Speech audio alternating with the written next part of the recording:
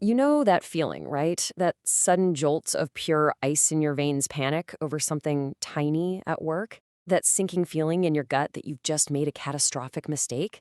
Well, if you do, you're not alone. And I promise your brain isn't broken. Today, we're going to dive into exactly why our minds react this way, and more importantly, what we can do to calm them down. So, this all really boils down to one big question that gets right to the heart of modern anxiety. Why do our reactions so often feel, well, completely out of proportion to the actual problem we're facing? Okay, picture this. You're walking through the woods and you come face to face with a grizzly bear. Instantly, your heart is pounding out of your chest, your stomach twists into a knot, your body is flooded with adrenaline. It's that pure, primal fight or flight response, and it's there to save your life. Now, think about the moment you hit send on a really important email and immediately spot a typo. And that's the crazy part, isn't it? That sinking feeling, that racing heart. On a chemical level, what's happening inside your body is startlingly similar. So why on earth does a misplaced comma trigger a physical reaction that was designed to help us escape a predator? Well, the answer has everything to do with the hardware we're running on. See, to understand this massive mismatch, we kind of have to look at the user manual for our own brains. And it turns out we're all operating on some very, very old software. Software that just hasn't really been updated for the modern world. This brings us to this idea of the ancient brain.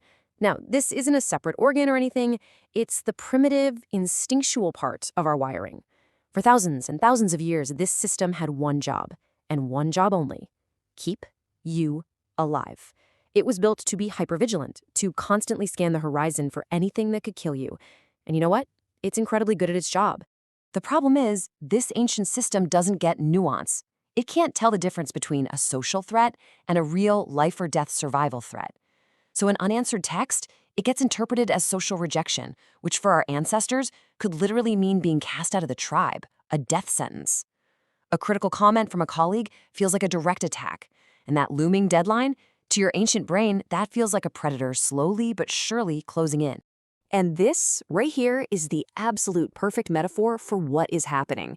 The panic you feel is a fire alarm. It's a loud, overwhelming, full-body warning system designed to save your life from a raging fire.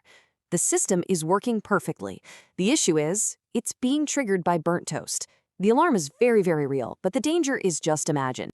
All right, so now that we get the problem, what can we actually do about it? How do we stop that blaring fire alarm from ruining our day every time we just smell a little smoke? Well, let's get into a simple, super practical tool you can start using immediately. This is called the 5-minute rule, and it is just beautiful in its simplicity. The next time that alarm goes off, just stop and walk yourself through these steps. Step 1, ask yourself, honestly, will this matter in 5 years? Step 2, if the answer is no, and let's be real, for 99% of our work stress, the answer is a hard no, then you move to the final step. Step 3, you do not give yourself permission to spend more than 5 minutes stressing about it. Set a timer if you have to, acknowledge the feeling, and then consciously, you let it go.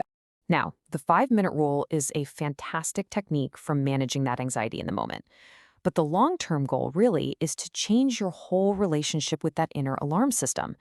It's about learning how to tame it. So this is the crucial mindset shift. That frantic voice in your head screaming, "You're going to get fired," or "Everyone thinks you're an idiot." That is not a fact. It's not the truth. It's just noise. It's the sound of an ancient survival system doing its job in the completely wrong environment. The moment you can learn to see those anxious thoughts not as objective reality, but as biological static, you rob them of all their power. You can hear the alarm without believing there's a fire. And that leaves us with one final thought to take with you.